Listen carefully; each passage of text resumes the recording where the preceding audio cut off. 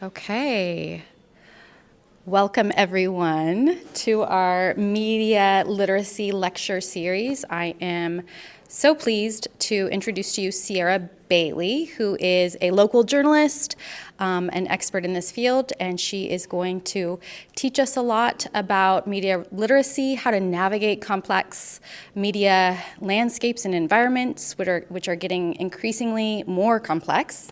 This falls right in time for the election, so hopefully we can learn some great information literacy tools to arm ourselves as we are making important decisions. So without further ado, and I should say also we are generously funded by the Friends of the Livermore Public Library, so we are so grateful to our fundraising organization that has made this possible. Please help me welcome Cierra Bailey.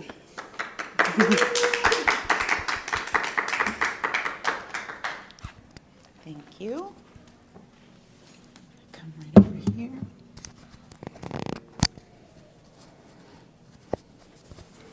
All right. Thank you so much for the lovely introduction, Emily. It is a pleasure to be here and to do this presentation for the Livermore Library. I grew up here in Livermore, library card. My first one was with the Livermore Library, so this is a very full circle moment for me being a journalist in this community and doing an event like this here in this community. So let's jump right into it. I have the remote.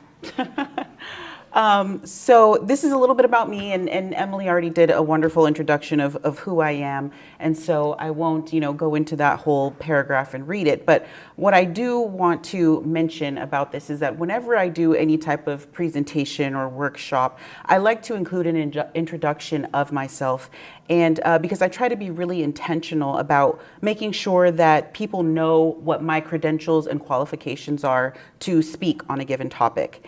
And this point is relevant to, the rest of the discussion about media literacy, because part of the problem that we're seeing with the spread of fake news is that people aren't questioning where information is coming from and who is delivering it. So myself, as a journalist and media professional, I want to make sure people know that I am qualified to talk about what I'm talking about. So that's the significance there, but I will go ahead and get into the presentation. So with that said, we're going to kick it off with a little bit of a history lesson.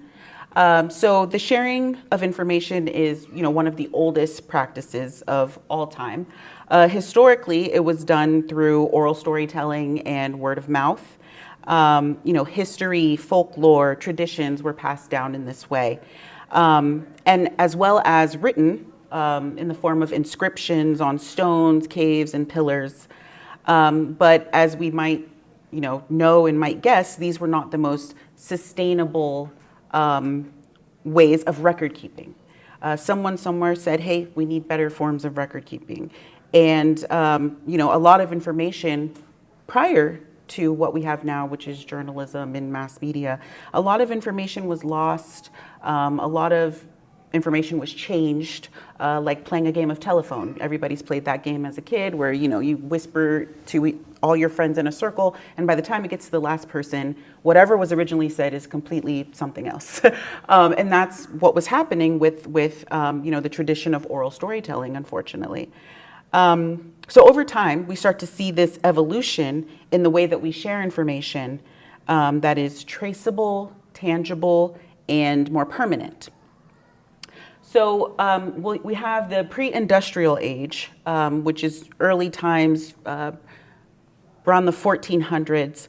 In 1440, German goldsmith Johannes Gutenberg invented the printing press. Most of us have learned about him in school. And this invention revolutionized the production of the written word. So that was a really crucial period there. Also during this time, we saw the first printed advertisement. It was in a book called The Pies of Salisbury in Britain. And this was about 7 years after the printing press was created. And the book was a book of rules to assist clergymen in understanding the changing dates of Easter. And so the advertisement in this book is kind of regarded as the beginning of print advertising. And then, so after the pre-industrial age, we hit the industrial era. And this is where we saw the electric telegraph, the typewriter, the telephone, phonograph, and radio were invented during this time. And then you have the golden age, which the industrial era and the golden age kind of bleed into each other a little bit because technically, for instance, the television was created during the industrial age. But what we really started to see was that film and radio started to become more core mediums of entertainment and information sharing during the golden age. And so this period also saw the launch of Time magazine, which was first published in March of 1923, and as we know, is still alive and well today. And the Time magazine is the first weekly news magazine in the country, in the US. So then moving forward to the electronic age, that's where we see the rise of cable television, FM radio, which offered better sound quality than AM radio, cassette tapes, the development of email, the first mobile phone, cell phone, as we call it now, VCR, so on and so on. And then we had the Columbus Dispatch, which was a news publication that actually became the first newspaper to technically publish online, even though the modern internet as we know it today didn't quite exist yet until a few years later. But the Dispatch began transmitting news stories using the CompuServe dial-up service. And that's how news was kind of getting into people's home computers. So that's where we started to see that take place. And I will just say, because I do work for Embarcadero Media, and our first publication is the Palo Alto Weekly. And actually, in January of 1994, the Palo Alto Weekly was the first newspaper, it became the first newspaper in the US to publish its entire editorial content on the World Wide Web, which is the internet that we're using today. So fun little company fact that we like to share and get people excited about who we are. But anyway, so then we move forward to the evolution of new media, which is where we are today. Social media, streaming, all of those different platforms that we're using today, YouTube, so on and so forth. So where we are today has brought us to a place where we are constantly inundated by information. Because not only can we access real news online now, but also any kind of average person can record themselves making a video or podcast or can launch a blog, etc., which we all know. And so there kind of becomes these blurred lines between, the real trained journalist news and kind of just information sharing that happens between the community and the rest of the world. But believe it or not, we're actually seeing history repeat itself in this digital era. And it might not seem like it because we have all this technology now that obviously, didn't exist in those previous eras that I mentioned before. But the difference is that now we're kind of going back to that oral storytelling, word of mouth, where we're just kind of distributing information amongst each other. Even though we have this profession of journalism and we have professional, trained, educated journalists to bring us the news, we're also still sharing more across ourselves. And our digital devices, our cell phones and our streaming platforms give us the ability to do that and to reach mass audiences. So now we're not just sharing just with our own community or our own tribe, our own families. We're actually being able to reach people on a global scale.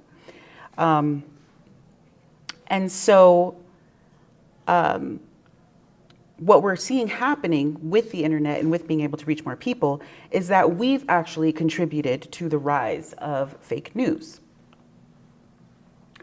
So as I mentioned, we have these trained, educated journalists to bring us the news.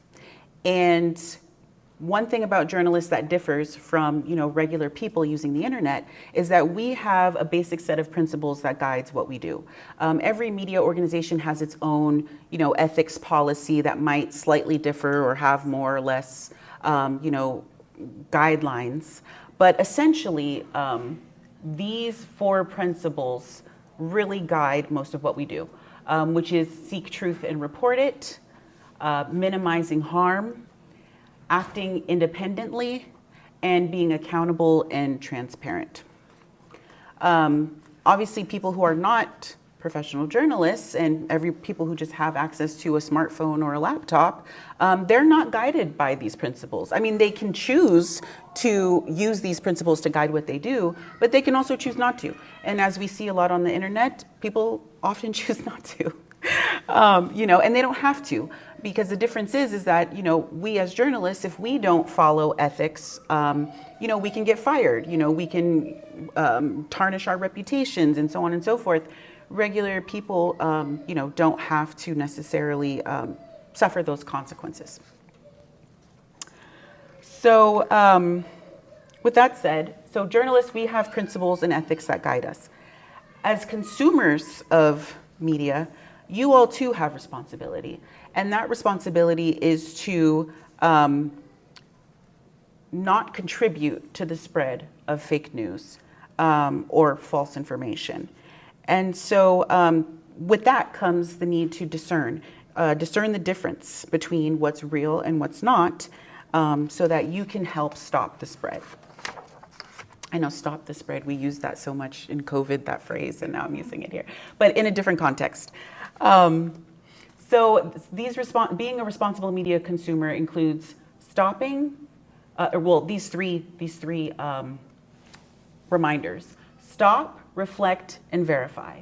So stop, when you see something, don't automatically hit the share button, no matter how salacious or exciting or interesting it might seem.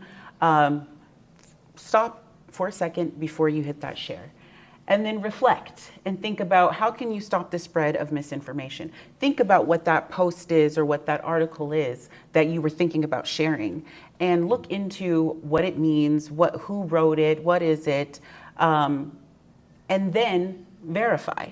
Verify the information in that. So when you look at the source, who is this? Is this a credible source? Is it a source that you've heard of before? Did it just come from one of your Facebook friends, or did it come directly from a media outlet?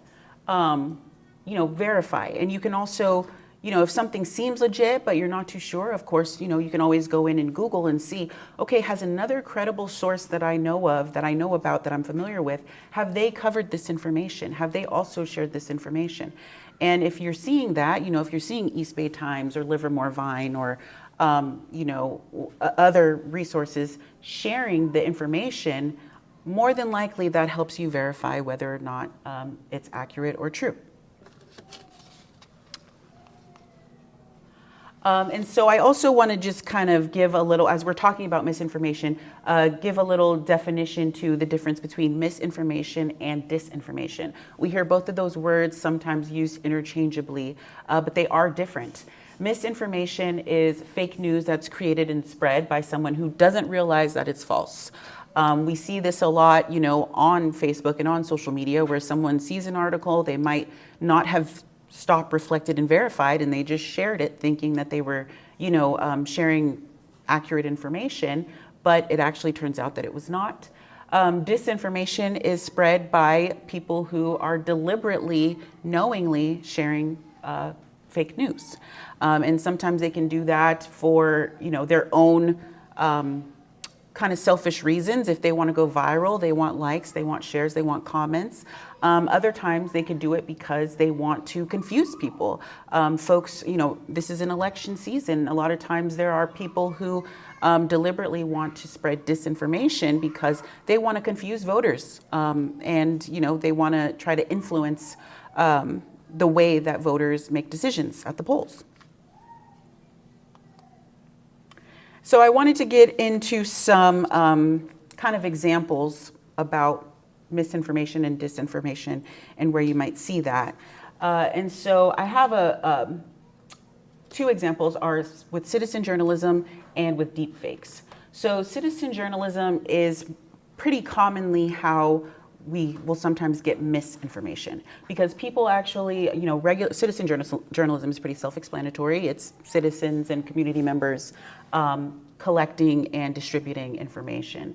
And a lot of times, the intentions are pure. The intentions are good with citizens who just want to engage and pass along information and make something more widespread that they feel like isn't getting enough attention in mainstream media.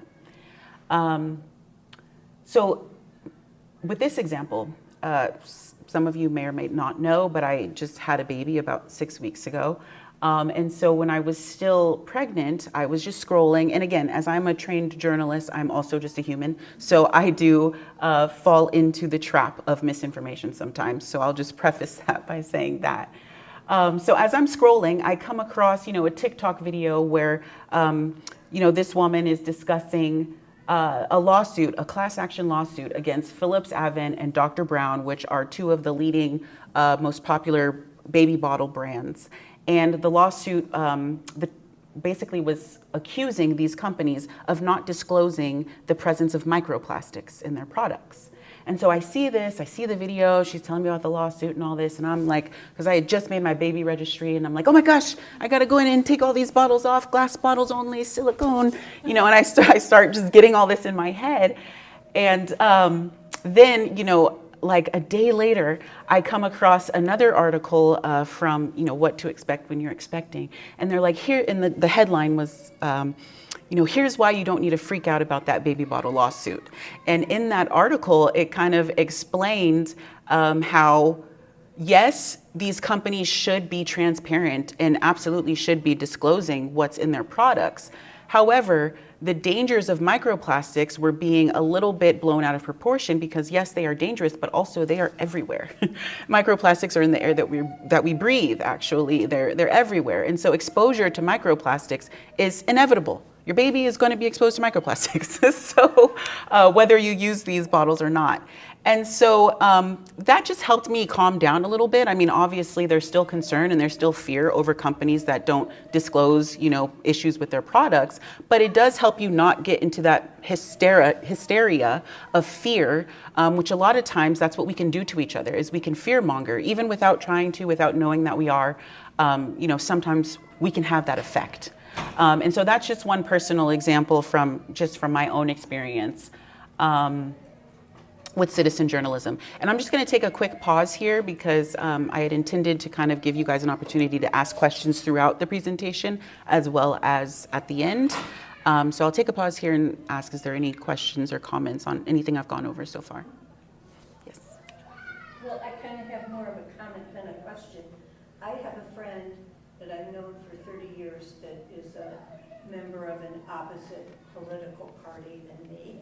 And sometimes I hear things from her, and I have to question that because we watch different news stations, we read different newspapers, and I will ask her, did you hear that, or do you know that? Mm-hmm. And I think that things that you hear on the news, I believe what I hear, yeah. And she believes what she hears. So we have to know which is true and which is correct. And that's the thing about hearing something and knowing. And it's impossible to tell sometimes. Yeah, that's an important point. And actually, I'll dive into this a little bit more in part 2, but I do want to touch on, just because you mentioned it, that having those kind of friends that are on opposite sides of the spectrum or might be exposed to different media than you are is important, because because how the internet works and how Google works and everything is, the algorithm, which we hear about, which, it essentially learns you. It learns what you like, what you want to hear, what you want to know. And that's what it shows you all the time. That's what it's putting out there for you to see. And so it's very easy to kind of get into this place where you're only seeing what you already agree with and what you already feel like is true. And so anything outside of that doesn't really get pushed to you. And so, making sure, being intentional about kind of diversifying the media that you consume is very important. And, you and that friend can kind of have conversations where you say, well, I saw on CNN this, and she says, well, I saw on Fox this, and you can have those conversations and, do that research together. And even individuals, without talking to another person, you can do that on your own. If you are seeing, your Google updates are showing you specific articles, you can go out of your way to go search past for Google's first page and dig a little deeper to find articles that might differ from the ones that your algorithm wants to show you. So that's really an excellent point there.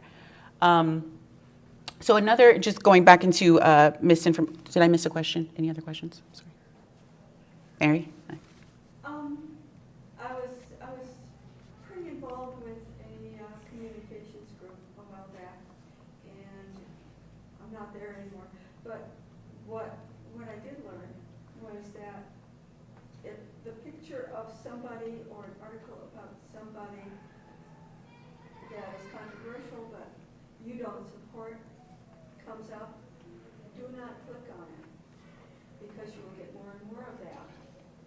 And it will, it's called clickbait, and you'll see it, and it will happen all over the place for you, but it will also sort of multiply on the internet. Yeah. So I try, it's not easy, Yeah. but I do try to click on things that I'm interested in and I support. Yeah. Absolutely, and that is important too.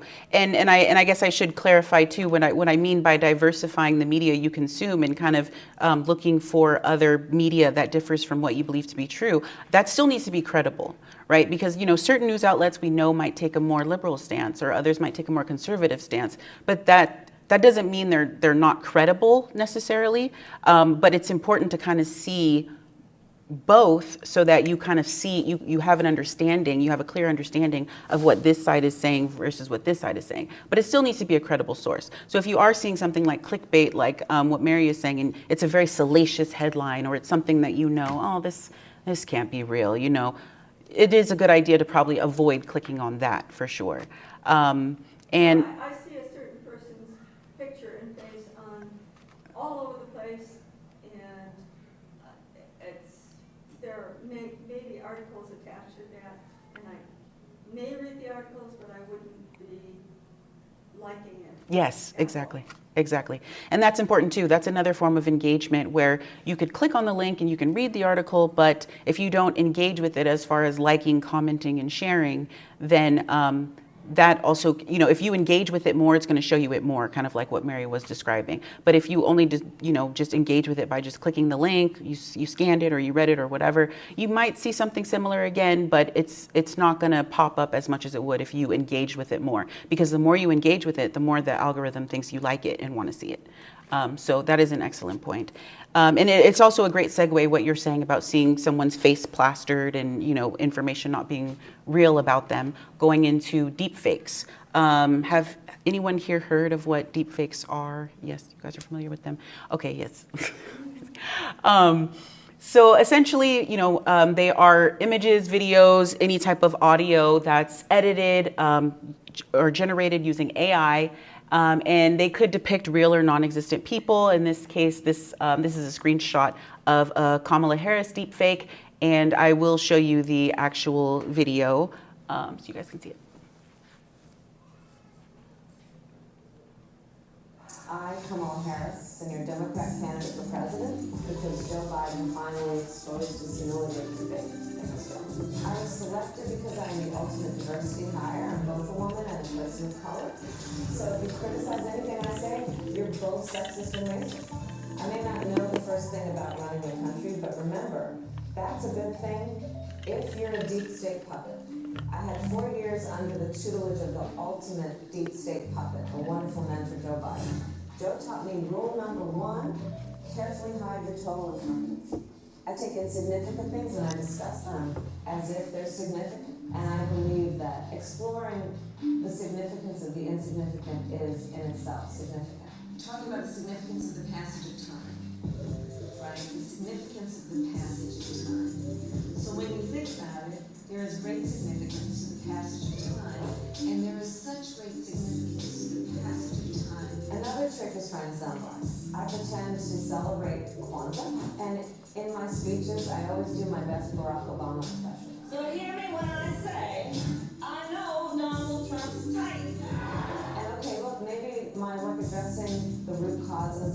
climate crisis were catastrophic, but my knowledge of international politics is truly shocking. The United States shares a very important relationship, which is an alliance with the Republic of North Korea. It is an alliance that is strong and enduring. And just remember, when voting this November, it is important to see what can be unburdened by what has been. And by what has been, Joe Biden. You think the country went to over the past 4 years? You ain't seen nothing yet. So that's clearly silly. We know that, well, hopefully you know that that's not a real ad for the Kamala Harris campaign. It is a deep fake. It's been distorted, but it does use real clips of Vice President Harris, and it uses her voice. And again, the importance of media literacy is someone could very well see that video and believe it to be real and believe it to be true. And even though the person who actually tweeted it, this Twitter user known as Mr. Reagan, they put in the caption that it is a parody. But if someone's sharing that video and they're not including that disclaimer, or even if they watch the video without even reading the caption, which a lot of people do, they just click on the media without reading the caption, they could very well believe this to be real and be true. And that's kind of the danger of deepfakes in general, regardless of what side of the political spectrum you are on, is that it could lead to misinformation and disinformation, because the people who create these deepfakes, they are knowing that it's not real, they are knowing that it's not true, and oftentimes they don't include disclaimers that it's fake and it's a parody. They just put it online for people to discern or interpret on their own, which can be very dangerous. And so in this case, this video actually made national headlines because Elon Musk shared it. And when he shared the video, he did not include the disclaimer that it was a parody. And, a lot of us, like we just did, we can watch it and discern on our own that, okay, this is obviously fake. And maybe that's what Musk thought that people would do. But it doesn't matter, because with a platform as big as Musk's, it's his responsibility, as all public figures' responsibility who are sharing things like this, to make sure that their following understands and knows whether or not the content they're sharing is real or false, especially because the platform that it was shared on is the one that he owns, X, formerly known as Twitter. And so this, he got called out, Elon Musk got called out by Congresswoman Barbara Lee, Governor Gavin Newsom, a lot of different political figureheads for sharing this video without the context that it was a parody. And so eventually, Musk did come out and explain that it was a parody and clarified that he shared it as satire. But by that time, who knows how many people had already seen it and believed it to be true, and then shared it to their friends believing it to be true, and so on and so on. So, at that point, the damage is kind of done at that point. So another issue that kind of came about from this situation is understanding, every social media platform does have policies and terms and conditions, and we don't always read all those, right? We just click accept and, go on about our business. But it is important to understand because, a lot of the platforms have policies related to this type of media. In this case, on X, theirs is called a synthetic, manipulated, or out of context. The policy is called Synthetic and Manipulated Media Policy. And what it says, the actual policy says that users may not share synthetic, manipulated, or out of context media that may deceive or confuse people and lead to harm. And so the policy does have an exception for memes and satire, as long as they don't cause significant confusion about the authenticity of the media. Well, clearly sharing a video like this without any context that it's a parody or a deepfake, you would think that would cause confusion about the authenticity of the media. Mary? Are there standards determining or defining what that authenticity is? And I'm sure there are, but that's part of what people are trying to understand and what people are trying to figure out, because you could, I suppose there's an argument to even saying, well, it uses real clips of Vice President Harris, right? So, there's arguments to everything. And I think that's part of the issue that we're seeing is right now, government is trying to understand how to better put up guardrails and regulations for AI and for social media, because we don't fully understand those things yet and what those standards are and what we can say is satire and what's not. And, in this case, I'm sure, like I said, what I just read was X's policy. Elon Musk owns X. Did he violate his own policy? I'm sure he would say not, because I'm sure he would have an argument to say that, oh, this was clearly satire. This was clearly, and that's allowed under the policy. But, there's different arguments to be made on either spectrum. And so that's why I think we're finding ourselves in a troubled time right now, where we're trying to figure out how do we do this better, and how do we make it more clear, not only for users, but for the people creating these platforms, and also for media professionals like journalists, and how we can use these platforms to leverage the real news that we're sharing without getting washed up in whatever fake stuff is out there. And I will just note too that Elon Musk also found himself in hot water with Brazil, and so apparently he refused to comply with court orders to suspend certain accounts, as Brazil's trying to work on cleaning up hate speech and things like that on social media. And Musk said no, I'm not going to do it, essentially, and Brazil said, okay, then we're going to ban X. And so right now, X is banned in Brazil, and former X users are now migrating to different platforms like Threads and a Twitter offshoot called Bluesky. And so that's, that received some kind of mixed reviews, I think, from the actual citizens of Brazil, because some people see it as, the government deciding to ban the platform is kind of suppressing free speech, but other people feel like it's protecting the citizens of Brazil from the harm that exists on this platform. So there are different opinions on that, but I did just want to call that out too, because we're seeing that these issues are not just here, they're abroad, it makes global impact, and that's important too, because we need to understand how this kind of impacts us as a people, not just as a country. Okay, we can, I have the remote. I keep telling you to change slides and I can do it myself. Okay, another example on citizen journalism that I did want to call out. Earlier, when I shared those basic principles of that guide journalists and media professionals, one of those principles is minimizing harm.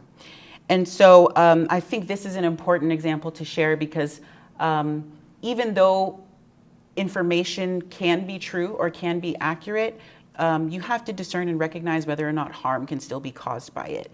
And so in our case, and I'll explain more about what happened with this situation, but just in our case with my job, a lot of times things will happen, to young people or to youth, or, vulnerable communities.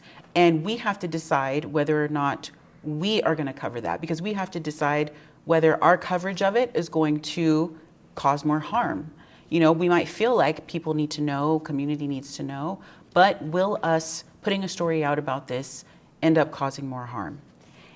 Or how can we put the information out because people want to know and minimize the impact or minimize the harm? And so in a lot of cases, for instance, we choose not to publish someone's name. In a crime story, if someone hasn't been actually charged with the certain crime, but they were just arrested for that crime, we might publish a story about the arrest and what they're accused of, but we won't necessarily put their name. So that's just an example of how you kind of can discern and decide from a journalist perspective how to minimize harm. Now, again, with citizen journalists, because we are just regular people, a lot of times you don't have that discernment. You don't have an editor to kind of tell you, oh, maybe we should consider this, maybe we should consider that. You're just kind of acting on impulse a lot of times. So with this example, Kobe Bryant and his daughter Gianna, along with a few other, I think there were 7 people total, died in a plane crash in January of 2020. They were headed to a youth basketball game. And when the crash happened, first responders who showed up ended up using their personal cell phones to take photos of the wreckage and take photos of the bodies. And there was no, I'll preface it by saying that sometimes there is a credible reason for a first responder to take pictures at the scene of something like that. But in this case, there was not. They just took them on their personal devices and then shared them like with their spouses, friends. I think one of the first responders shared it with people at a bar, just kind of as souvenirs of the incident. Because of course, Kobe Bryant is a major, big public figure, and this was major, big news. Well, spreading those pictures around, that causes harm to the surviving loved ones of all the people who are still grieving and mourning their losses from that crash. And so there was a lawsuit. Vanessa Bryant, Kobe Bryant's wife, she filed a lawsuit along with her co-defendants were other families, surviving families of people who died in the crash. And in total, her settlement, along with the other family settlement, came out to $51 million that the County of Los Angeles had to pay up, had to cough up. And so that's an example where, yes, the photos that were shared, they were real, they were accurate, they were actually pictures of the wreckage and the crash. And those first responders probably didn't think they were causing harm because they didn't blast them on the internet, they didn't sell them to TMZ, they just showed them to close friends and family. But that still gets around, that still spreads. We all talk. Any of us, I'm sure, even myself as a journalist, if I saw a picture of that wreckage, I would have told someone. I would have told my husband. My husband probably would have told his friend. So we just have to be mindful of that sort of thing. And that is not what happened in this case. And the result was, a big financial burden on the County of Los Angeles. Now, while we're kind of talking about the harms of citizen journalism, and I'm spending a lot of time on this here because, as we are all members of our own community, and as this is an election season, and we're all sharing information, we're all reading information, we're all engaging in conversations about voting and about the elections, we all, at one time or another, have been citizen journalists. And there's nothing necessarily wrong with that, but we want to make sure that what we are doing and what we are sharing, we're being intentional about it, and we are not contributing to the spread of misinformation or disinformation. And so, did you? Yeah, sorry. Yes. I just was going to ask, because I think this is great, and you had mentioned some of the standards of how you as a trained journalist decide not to name a source. Are the standards usually available to the readers to see as a signal okay, this source is following ethics? Yeah. Whereas, somebody who's a citizen journalist who just posts on Facebook or Instagram will not have those standards. Yeah, that's a great question. And yes, most credible media outlets, we have access to our ethics policies on our websites. So if you go, usually, you see an about us or about this publication or whatever.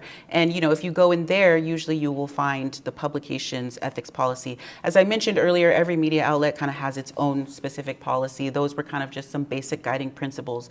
And so you might see some differences between each media outlet, but yes, so it is accessible to readers and to the public to see what policies a given media outlet is following.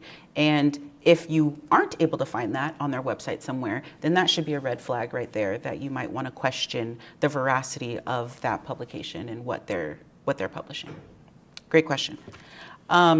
So as I was saying, I did just want to share a positive example of citizen journalism as we're just kind of talking about some of the more harmful examples. In this case, everybody remembers the miracle on the Hudson when Captain Sully landed the plane on the Hudson River. And I'm sure all of you have seen this picture somewhere because this was one of the very first pictures of the landing. And it went super, super viral, even in 2009, before we had as many social media outlets as we do now. And so the photo was taken by a man named Janice Crumbs. He was, I think, about 23 at the time. And he was on a ferry that was going to rescue folks, passengers on the plane. And, he took out his iPhone and just snapped a picture. He had 170 followers on Twitter at the time, which is not a lot. And he only shared the picture to that 170 followers. But it exploded. It went everywhere. At the time, so the technology at that time where you couldn't just upload a picture directly to Twitter. You used another app called TwitPic, and then you put the picture there, and then you're able to tweet the picture out after that. And so he actually uploaded the picture to TwitPic, put it on Twitter, and it went so viral that it actually broke the TwitPic servers because it was just being shared so widely. And then media outlets were contacting Janice and being like, "Can we use your photo?" And he allowed media outlets to use it, which is why we can see it here. This is a screenshot from CNN, but it went everywhere. So, and the LA Times deemed the photo among the most striking instances of instant citizen reporting of that time, and it was. Because media outlets could not get out there fast enough to capture this image. And so the fact that someone who was there on the ground was able to do that, and we're able to have this image in history, this is a historical image at this point, is very important. It was a vital, important means of reporting on what happened that day on the Hudson River. So I did want to give that. And also, just as I said earlier, this makes global impact, right? Because once people see that this is something that you can do and this is the impact that you can make, more and more people are wanting to do that. More and more, for different reasons, right? There are people who want to do it because they just want to share the information. They want people to have it. But then, as I mentioned earlier, there's also people who just want likes, clicks, and they want to go viral, and they want to, well, Ellen's not on anymore, but get on Ellen and things like that, Jimmy Kimmel, whatever else. They want notoriety. And again, that goes back to what I was saying earlier about discernment, is just kind of understanding and checking what the intentions might be of the person or the outlet that is sharing the given material. I'll just pause here quickly again, ask if there's any other questions or comments about anything so far. No? Okay. Okay. I don't have any questions about the material you shared so well. Maybe one. Sure. What was, I'm old, so I'm forgetting the title of the section where Kamala Harris was spouting a lot of things that she would never spout. Has that, and it was AI, has that ever been done to Donald Trump? Yes. Yeah, and it's actually, and I mentioned Elon Musk shared the video. It's been done to him too. He's been generated as saying things that he has not said. It's pretty much any public figure you can think of. There's either some type of audio or video, or even just a still photo of them where they were like, "I was never at that place. Why does it look like I'm there?" So yes. I was just going to comment. So it's called deep fakes. Is that Deep fakes. the phrase? But Yes. have you heard of the liar's dividend? So as a result of deep fakes, bad actors are then able, their liar's dividend has expanded. So they have a lot more space to be like, "I never did that," which they could have done.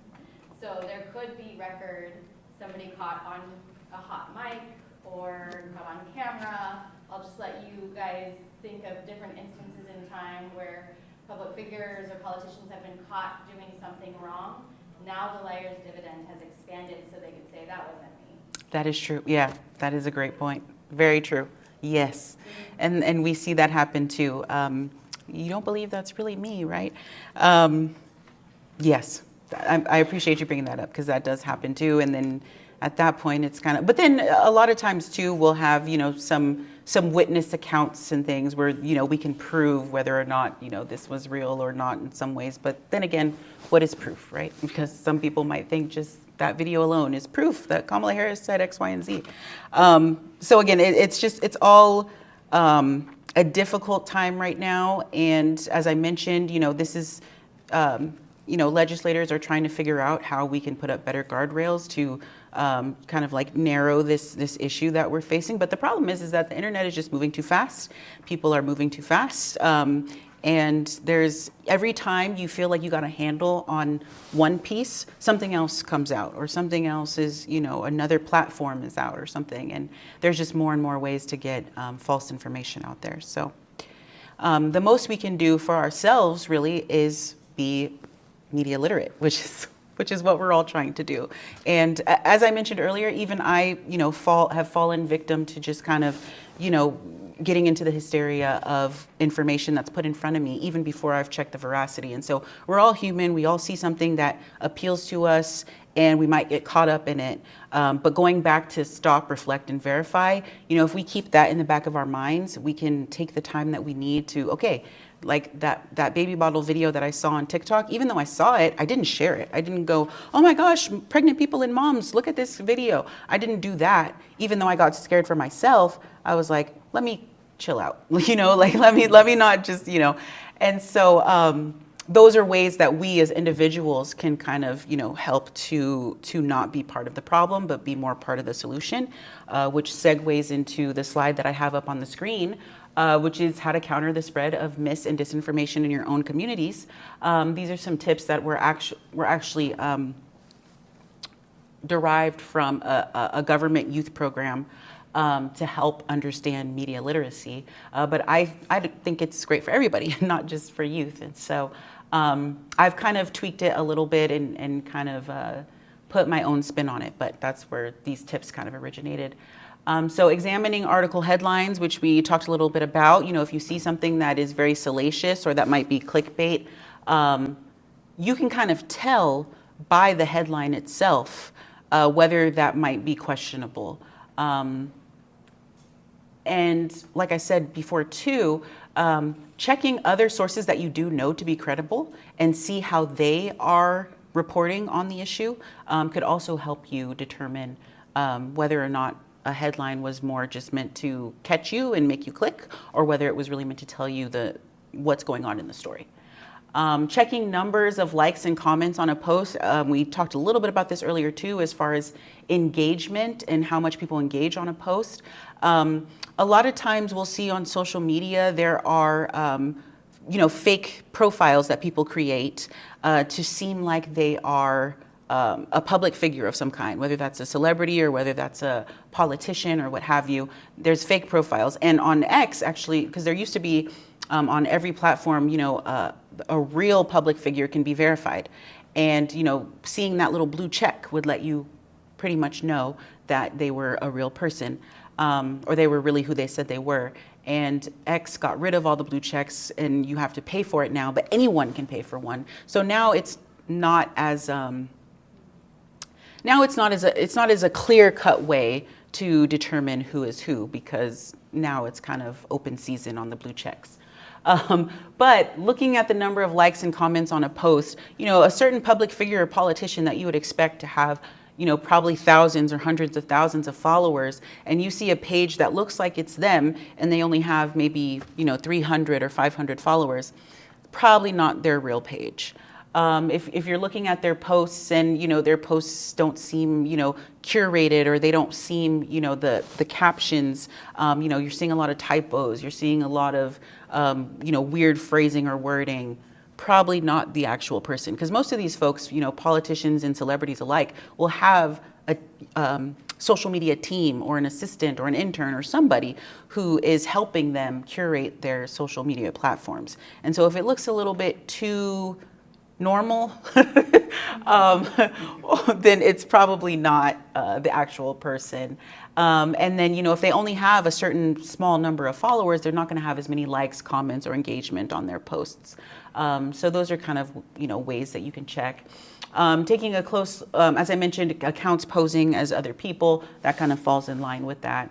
And so I'll skip down to reporting suspicious content. Most social media platforms have a way where if you see a certain post, you can choose to hide it. And if you hide it, then a box will pop up that'll ask, okay, why do you want to hide this? Is it false? Is it harmful? Is it this or is it that? And you can check whichever one, or you can just say, I just don't like it. I don't want to see it. And that's fine too. But that's a way that you can report suspicious content.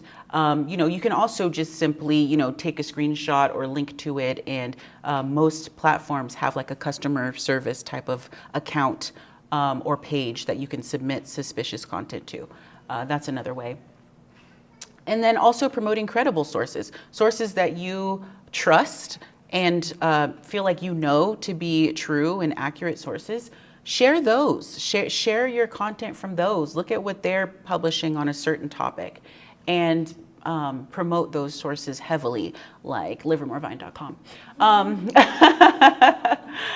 And also ask where the information came from when it's shared with you. I believe you had mentioned earlier about your friend, where when you hear something from her and you say, do you know that, or did you hear that?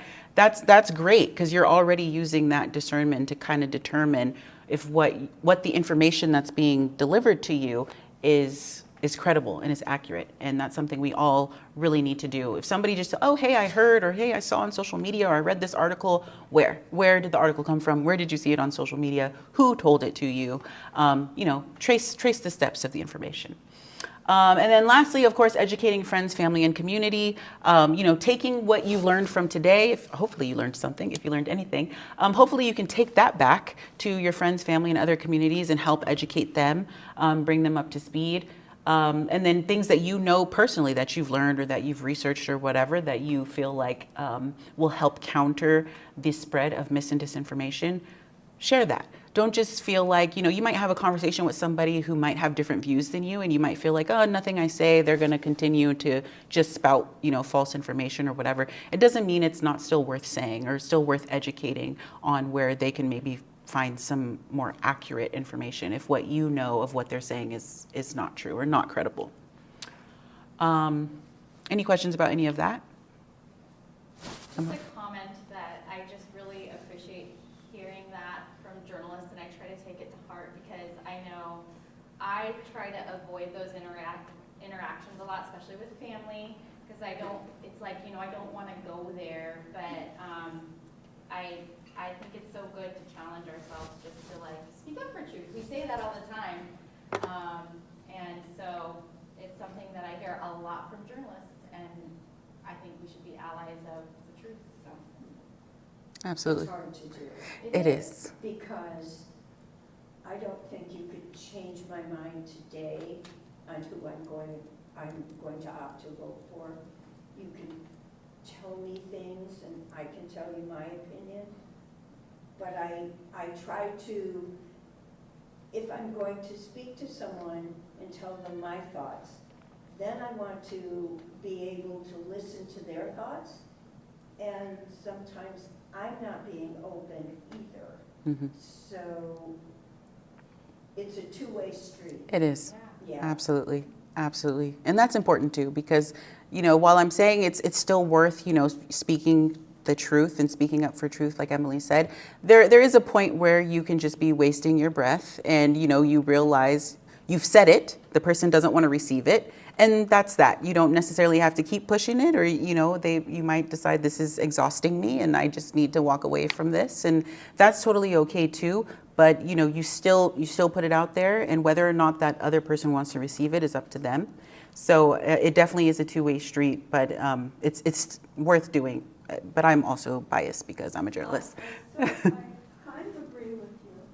However, I've done canvassing for the last several years, and in the process of doing that, I have learned that what you do is you find out, you try to tune into some people's ideas and values and pick out whatever you can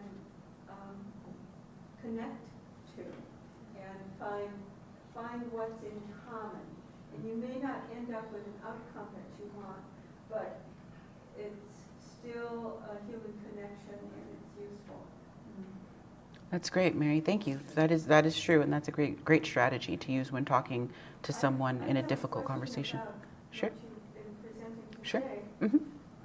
Years ago, many years ago, I was an intern in a clinical social work program, and I was partnered with another social worker, and this was in Palo Alto middle schools.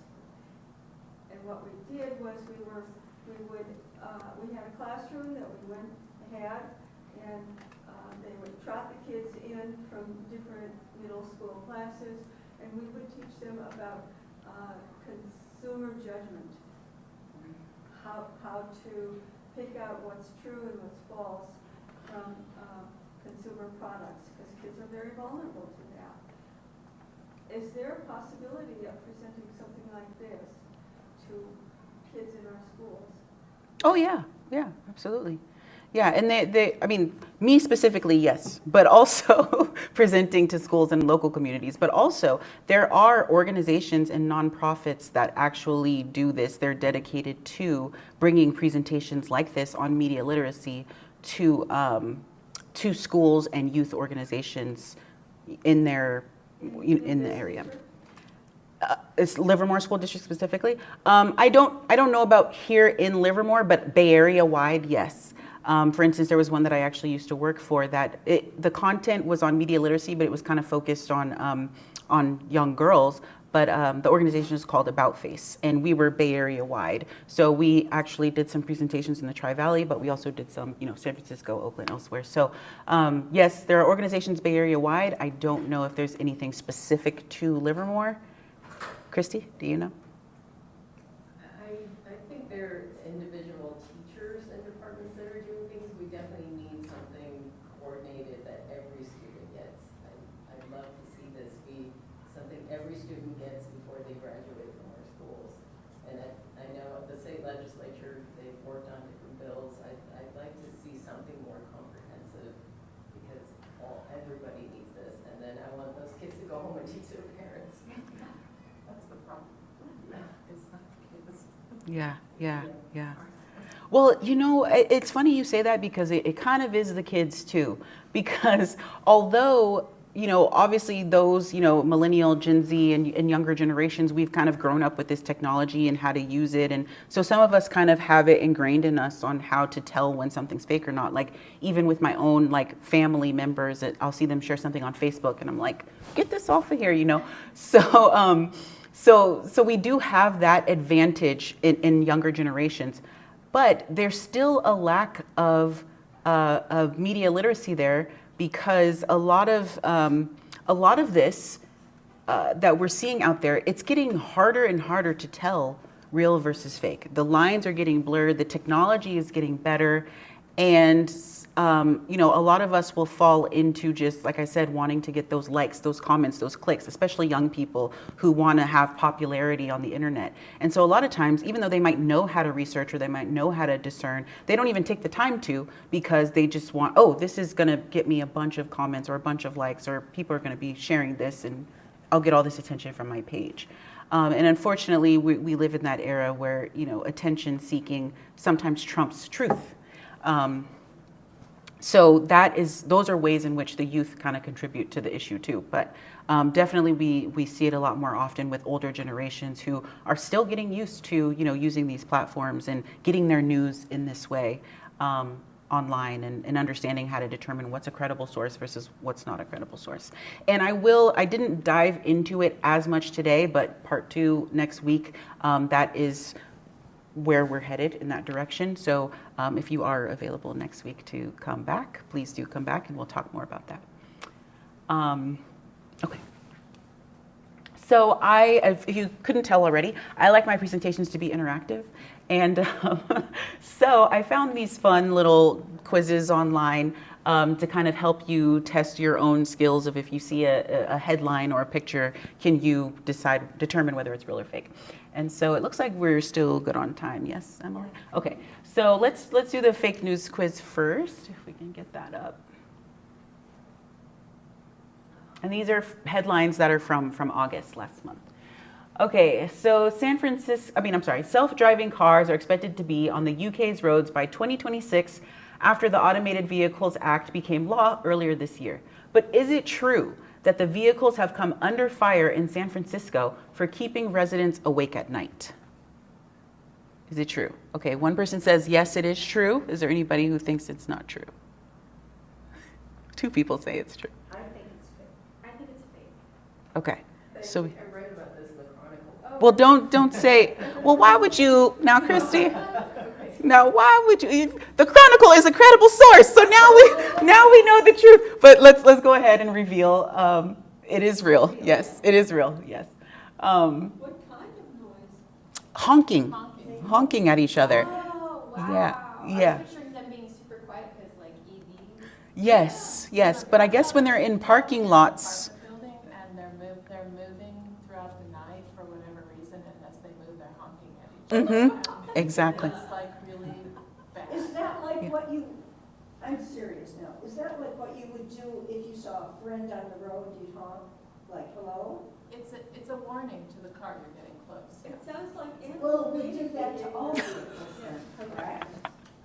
Well, this is a bunch of self-driving cars parked on a rooftop sandwiched between apartment buildings in New York City, and they're moving around at night and honking. And so if you live in that apartment building and your windows are open, it's honk, honk, honk. But wouldn't they be doing that all day if they're on the road near a car? I guess it matters a lot more at 2 o'clock in the morning when you're trying to sleep. I can't imagine a self-driving car honking on a road because there's other cars there. Yeah, Maybe it's a reversing. yeah. It's just like if you have, Read the Chronicle article. yeah, I just heard it was a big problem. yeah. I told my And it was neighbor, the I said, your car Yeah. makes the weirdest noise, and he said it's because it's electric, and it has to make a noise when it backs up. Yes, and that's even like, you know, like I have a more modern car. I think it's 2022, and you know, if I'm reversing or what, it's yelling at me all the time, or if I accidentally swerve, it yells at me, and yeah, so it's that kind of concept. We can go to the next question. Okay. Okay, so Australian breakdancer Ray Gunn became a viral sensation after her performance in the 2024 Olympics. But is it true that she was chosen to compete because her husband was on the selection panel? Who thinks I it's... just want to say I don't think breakdancing should be. I don't meant to do that. But that's, okay. I love break dancing. Okay. I see it a lot. It's amazing and should be. It is amazing. But the question is, was this dancer selected because her husband was on the panel? No clue. Let's say fake. What do you think? Okay, we've got a couple fakes. Okay. Correct. Fake. Yes, neither she nor her husband were on the selection panel. Regardless of what you feel about her performance, it was legitimate. So, okay, we can go to the next one. All right, figures from 2021 reveal that there are about 1.6 million twins born each year worldwide. But is it true that schools in, and I'm going to butcher this, Inverclyde in Scotland recently welcomed 10 sets of twins to the new school year? Who thinks it's... Say that's real. You're going to say it's real. Anybody think it's fake? Well, I have twins. I don't even know 10 sets of twins. So if there were 10 sets of twins at my school, 20 kids in the school district. How Yeah. big is Inverclyde? Well, Scotland's tiny. Yeah. I would want to know the population. We need a statistician before we give you an answer. you guys are already on a roll with the stop, reflect, and verify. I don't even need to. Okay, do we get more people say it's real or fake? I'm sorry. We have 2 truths. Two people saying it's true. Okay, so let's say it's true. It is true. Yes, yes. And Inverclyde is known for having twins. I think there was one school year, where it had 19 sets of twins. Twinverclyde. Yeah, that's the nickname, Twinverclyde. Yes. Why? Is it hereditary? And then I don't know. I didn't research Inverclyde, but go home and research Inverclyde. But it might be. I don't know. All right, chicken wings are a sensation on social media with over 400K posts about the fast food favorite on TikTok. But is it true that a woman in the U.S. was recently found guilty of stealing $1.5 million worth of chicken wings? I actually believe that. Mary believes it. Okay, we got another true in the back. Anybody think it's false? We don't know over the length of time. That's true. But I read about something like that. So, It's just not something I'd Fake. Okay, so where So- do you get that value No. if I it's? don't really care. I don't know. Okay, it looked like more people said it was real. I heard 3 people say Yeah. it is real. Yes, but that was a great point that you said, where you said we don't know over the length of time. She did not steal 1.5 million worth of chicken wings in one sitting. It was over time. She was a food service director in Illinois, and School district. yes, and during the pandemic, she was stealing chicken wings, and most of the students were doing distance learning. And she would And order them in, they would come in these big trucks at off hours. And one day she had to be away from work and somebody else else accepted the order and she got busted. Did you hear that or do you know that? No. Yeah. How big is her freezer? She was probably selling them. Yeah. She related to the pillow guy. I don't know. That's true. That's true. All right, a spokesperson for British Prime Minister Sir Keir Starmer said that there was no justification for a post by ex-owner Elon Musk, claiming that civil war, he just gets himself in a lot of trouble, Elon Musk, that civil war is inevitable in the UK following recent unrest. But is it true that the UK government's official X account was suspended by the social media platform? So did the UK government's Twitter account or X account get suspended? One person in the back says false. Two people in the back say false. Any? Okay, we've got one. Just the recent stabbing? No clue. Yes, from August, I believe, the unrest that started after that. But Yeah. am I reading this correctly, that it's Elon Musk that said, I'm taking away your... Yeah, so what it's saying is because Elon Musk came under fire, essentially the story is that in retaliation he suspended the UK government's X account. I think that I'm going to go true. Okay, Well, he's capable of it. certainly is capable of it. Yes. That's two Okay. reels. Okay, so we got 2 reals and we got 2 false. So we pick either. Let's pick either one. Real. Oh. Yes, not true. So there was a screenshot of a UK X account that was floating around that had been suspended, but it wasn't the real, authentic UK government account. Theirs is a different handle. So, all right, a humpback whale caused a splash recently when it gate crashed the surfing semifinals at the Olympics. But is it true that in California there's a whole tournament dedicated to surfing dogs? We're all Californians. What do you guys say? Sounds like California. It sounds like California. Okay. Okay. Everybody thinks it's true. So let's. Question on ESPN. Christy, will you please stop ruining my quiz with all of your information? No, no, that's good. No, in Pacifica, I would think it would be farther south. Now I will say, when I took this quiz, I actually failed this. I did not know that California had I failed this question. I didn't know that we had a tournament dedicated to surfing dogs. So let's go to the next one. Fans of The Simpsons took to social media to voice their concerns about Hollywood ruining their favorite TV series after a trailer for a live-action remake starring Adam Sandler as Homer Simpson and Kristen Wiig as Marge was posted online. But was it genuine? Okay, we've got a false in the back. Okay, we got another fake. You say fake as well? Okay, another fake. Anybody think it's real before we pick? No? Okay, let's go fake.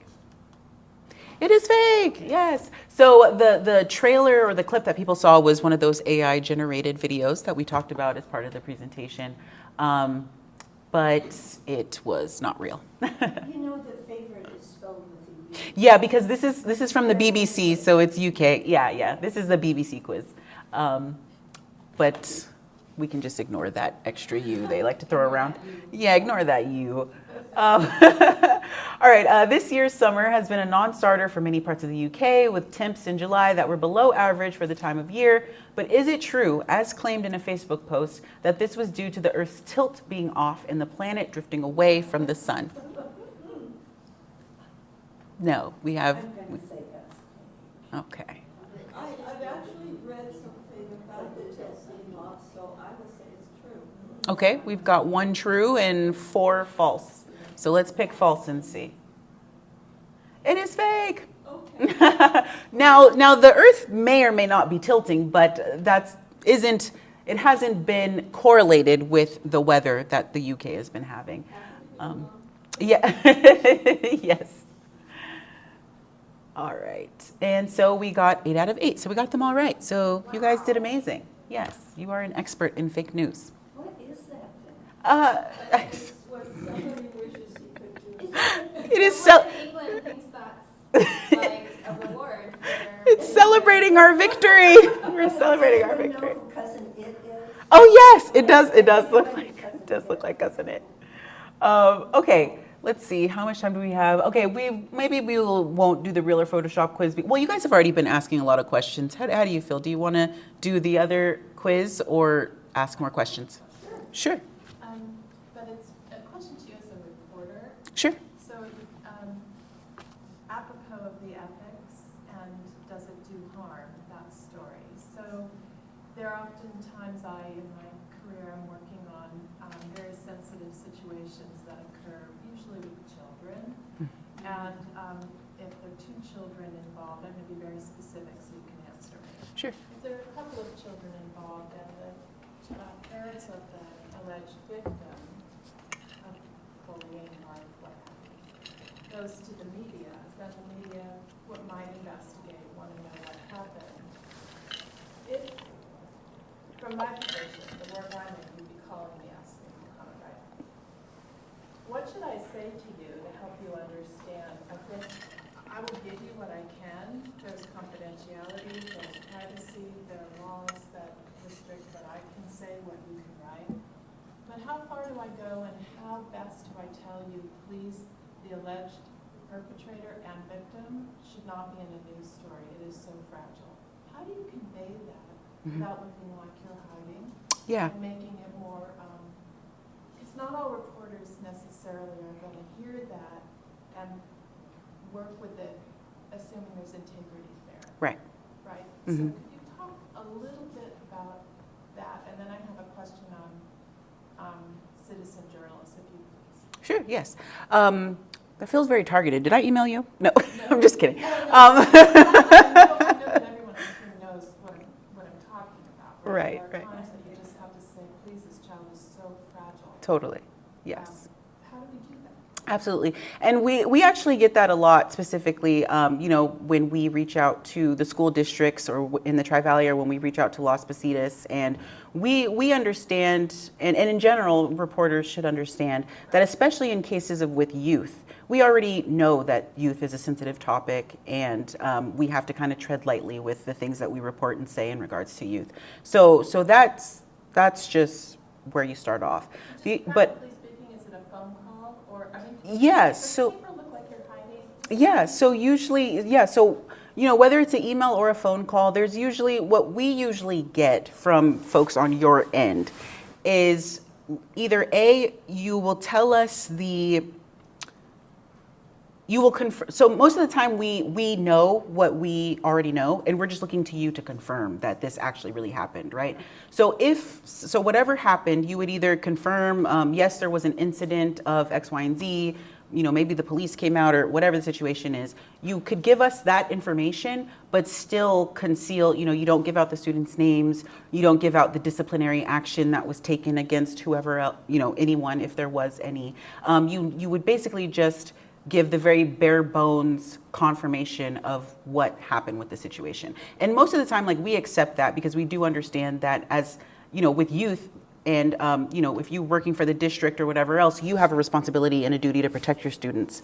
And, we have to respect that. And so 9 times out of 10, you're not gonna really get a lot of pushback of people thinking that you're hiding.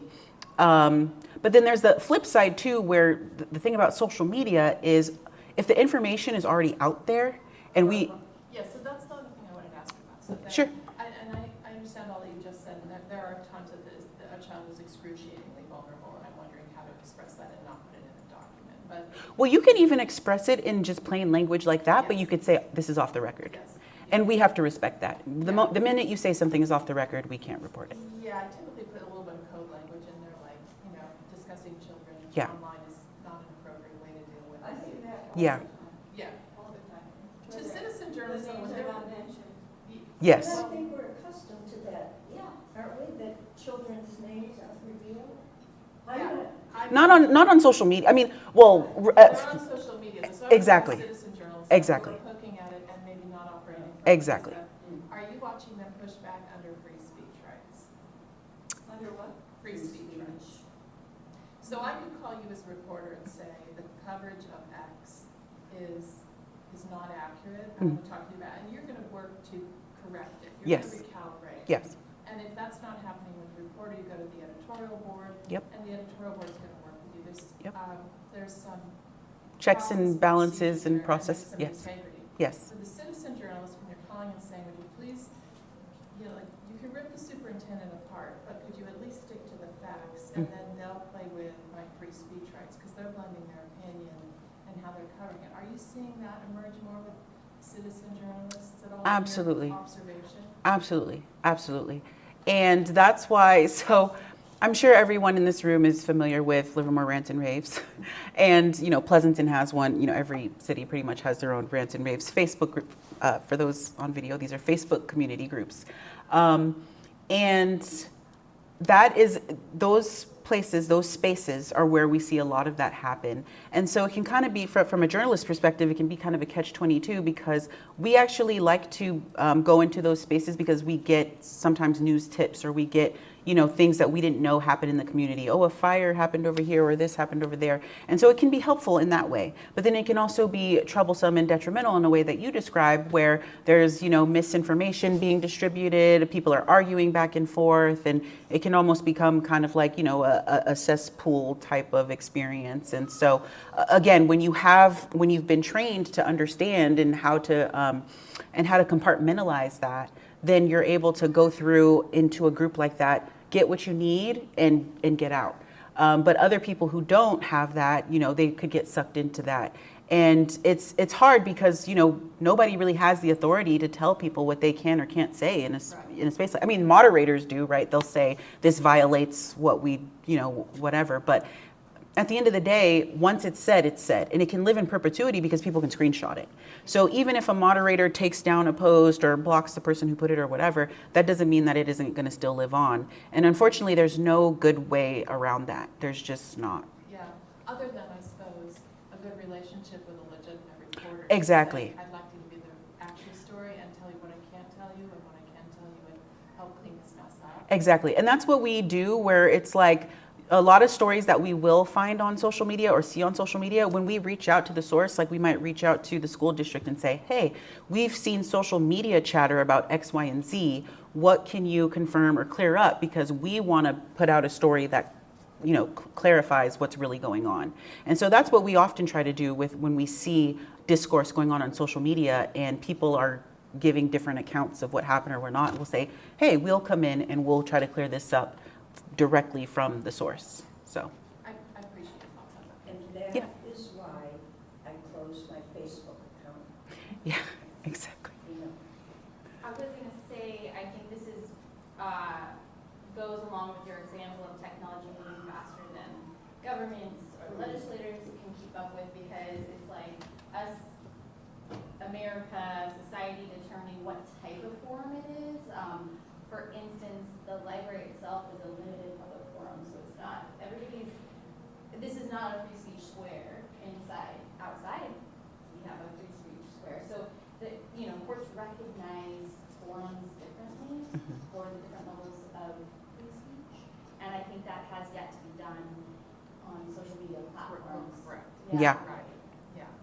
Absolutely. And all that we've discussed, like people believe if they read, or they believe it if they want to read, believe it, and all. I was just curious that you and your profession are seeing those citizens, because if you say now they're stamping on my free speech rights, now the readership goes up. Right? Yeah. Now you've got like Exactly. the dogfight, and so Exactly. complicated.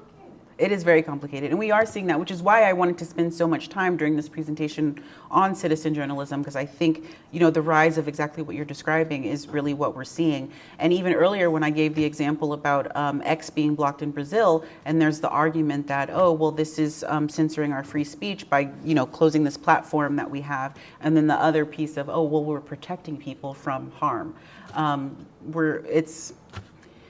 Yeah, a very difficult space. You're very welcome. You're welcome. And then, okay, so the last thing, we have a couple minutes. And now I will say, I'm pretty much done with the presentation part, but there is a video with some social media do's and don'ts that kind of ties into what we've been talking about that I would like to share. I'll also be sharing it next week because I think that there will be some people who might not make it next week or who are here today. And so I just want to make sure that anybody who comes to this will see this because I think it's really good and very helpful. If you know you'll be here next week, you don't necessarily have to stay and watch it. But if there's a chance you might not be here next week, I would love for you to check it out. So I'll leave you with that. It's the very last slide. Yeah, oh, I mean that, no, you're right. You were right, that video. So this is a newscast from a Wisconsin publication. We could play it. Today is the primary election in Wisconsin, and the general election in November is 84 days away. So as that gets closer, how can we all use social media responsibly and in a way that's healthy for us mentally? I'm joined by communications and digital strategist Rashonda Pratt today. Thank you so much for being here. Looking forward to this conversation. Thank you for having me. So to start off with, what are some of the social media do's and don'ts that people should remember during election season? Yeah, I think a lot of times we get so caught up in wanting to share our opinions, our thoughts, and our ideas, and there's just some couple of things that we really need to remember. Number one, I'll start with a couple of don'ts. Number one, everything you post is public, okay? So even if you have your settings on private, your post can still be shared and made public by others through screenshots. So even if you're in a private chat or on a text message, someone can still take a screenshot of what you said, and screenshots last forever, my friend. Another thing you want to make sure that you're doing is fact-checking everything. Misinformation can spread rapidly during elections. So make sure you're using fact-checking tools like WKOW.com to verify information before sharing, and making sure LivermoreVine.com in your case. I actually saw a site that was posing as a news organization, and they were using a Gmail account. Also, platforms make a lot of changes to their policies, and they introduce new restrictions to curb misinformation. So make sure you're staying ahead of those changes so that way your content or post isn't rejected. And here's another thing. We want you to engage, but engage in a civil manner. Remember that heated debates can really damage relationships and your online reputation. Sometimes it's just not worth it. So sometimes it's best just to take a step back, take a deep breath, and really decide, is it worth me even posting this? Is it worth me even responding? So definitely some great reminders there for people. For some people, seeing political posts on social media can give them some anxiety, can build up some negative emotions. Is their only option to just get off social media for the next few months? So there are a couple of options. So yes, exposure to political content can be linked to anger and even anxiety. One of the things that I suggest everyone does, and I think people don't really know that they can do this, is curate your social media feed. You can mute people for 30 days, you can unfollow people, and you can even block certain accounts. But if you're still feeling a significant level of anxiety, I say take a break from social media for a few months. And that can be a very valid strategy so that way you can preserve your mental health. You talked about this a little bit earlier in the interview, how everything you post online, you should assume it's public. How can making a political post online affect someone's job? Yeah, it is possible to lose your job for making political posts, but that really largely depends on the type of employment that you have and the laws in your jurisdiction. Here's the thing, if your boss is following you, your fellow colleagues, you probably want to be mindful of what you share. For some people, this is why they create a second account that's really more private, and they're very intentional about the people who engage on that particular account. But you need to be mindful of what you're posting and how that lines up with the job that you have. Rashonda, what would your final takeaway do you want people to have about how they should, effectively use social media during a time when there can be a lot of really high emotions in our country? I think one of the things that we have to take a step back is everybody wants to share their opinion, and that's the liberty that we have, right? We have to be mindful of, I can share my opinion and I can win an argument and lose a person. And I think we would all agree that no argument is worth losing a relationship over. So think about that before you post. Some really great reminders here today. Thank you so much for joining us. Thank you for having me. All right, I will leave you with that, and then I think we've already kind of gone over questions, but we do, oh, okay. Okay. There was something on one of the slides that. Oh yeah, please. May I take a photo? Of me? Of You and yeah, sure. thank you. Absolutely. And it said fake news Mhm. of a Scrabble tile. Yeah. Those are not real Scrabble. No, that's just a stock photo. Because they're fake Scrabble. Those are They fake are. fake Yes Scrabble. are 2 points and K's are 5. Oh, see. Well, thank you so much, Cierra. Yes, thank you. Does this conclude today? This does. I actually had a conclusion slide at the end, but yes, it does. There's nothing on it. It just helps you to know that this is the conclusion. But this is how you can reach me. You can email me. I actually put this email there. It's my work email, but I'm technically still on maternity leave. But you can also connect with me on LinkedIn. I'll also still respond to you if you email me on my work email. It just might not be right away. And then obviously I'll be here next week as well. But thank you so much for having me. It has been a pleasure. And I hope there's something that you learned or gained from this. Thank you.